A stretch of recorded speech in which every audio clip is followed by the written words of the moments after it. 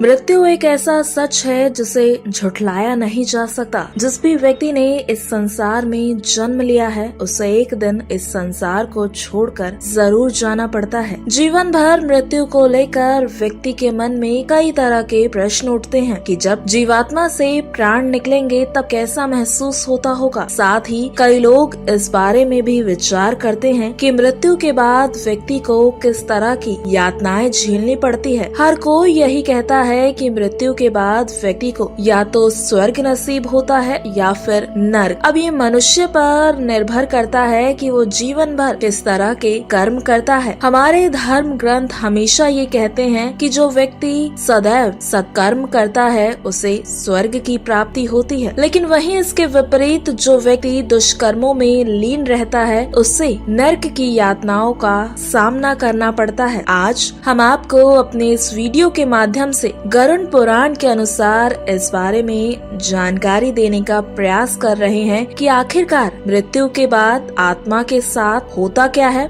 लेकिन अगर आपने अभी तक हमारे चैनल को सब्सक्राइब नहीं किया है तो जरूर कर लें, साथ ही बेल आइकन को दबाना बिल्कुल ना भूलें। दरअसल गरुड़ पुराण में बताया गया है कि मृत्यु के बाद आत्मा को 47 दिन का सफर तय करना होता है, तब जाकर वो यमलोक पहुंचती है। गरुड़ पुराण के अनुसार जब मनुष्य की मृत्यु होने वाली होती है तो उसकी सभी इंद्रियां नष्ट हो जाती हैं, जैसे कि बोलने की शक्ति, सुनने की शक्ति आदि। लेकिन वहीं दूसरी तरफ उसे उस समय एक दिव्य दृष्टि की प्राप्ति होती है, जिससे वो पूरे संसार को एक नजर में देख सकता है। इसके बाद आत्मा को लेने के लिए यम के दूत आते हैं। कहते हैं कि आत्मा को लेने के लिए एक नहीं बल्कि 2 यमदूत आते हैं। यमदूतों को देखते ही आत्मा बहुत ज्यादा भयभीत हो जाती है और मनुष्य अपने मलमूत्र का त्याग करने लगता है। फिर आत्मा शरीर से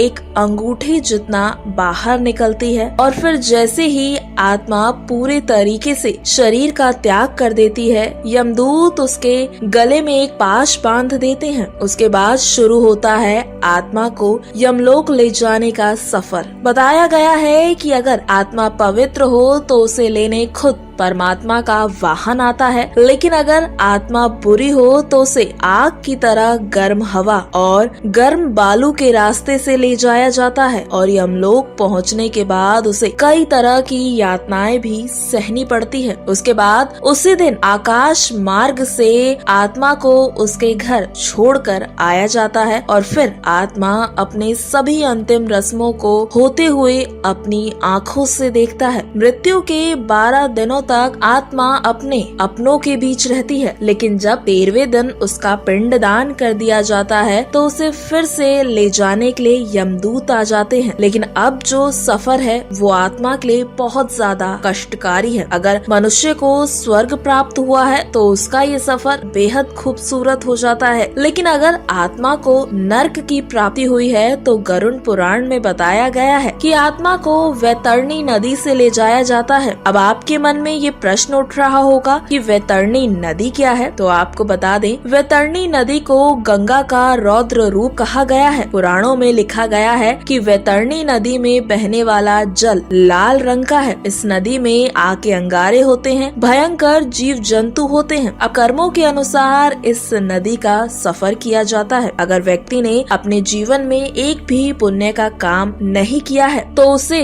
इस नदी में यमदूत घसीटते हुए ले जाते हैं, जहां उसका सामना भयंकर जीव जंतुओं से होता है। लेकिन वहीं अगर व्यक्ति ने अपने पूरे जीवन काल में एक भी सत्कर्म पुण्य का काम किया है, खासकर बताया जाता है कि अगर किसी पापी व्यक्ति ने भी अपने जीवन में गौदान किया है तो उसे नदी के ऊपर से घसीटते हुए नहीं बल्कि नदी के ऊपर से वाहन पर ले जाया जाता है और वैतरणी नदी का ये सफर 47 दिनों का बताया गया है। 47 दिनों तक आत्मा को कष्ट झेलना पड़ता है। 47 दिनों तक आत्मा को पीड़ा बर्दाश्त करनी होती है और 47 दिन के बाद आत्मा यमलोक पहुंचती है। तो ये था मृत्यु के बाद आत्मा का 47 दिन का सफर। लेकिन आप सभी को हमारी ये सलाह है कि आपको घबराने और डरने की बिल्कुल आवश्यकता नहीं है। केवल अपने कर्मों पर ध्यान दीजिए और यूं ही अच्छे कर्म करते रहिए। आशा है आज की जानकारी आपको बेहद पसंद आई होगी। हमारा चैनल इंडियन माइथोलॉजी फैक्ट्स सदैव ही आपके सुझावों का स्वागत करता है।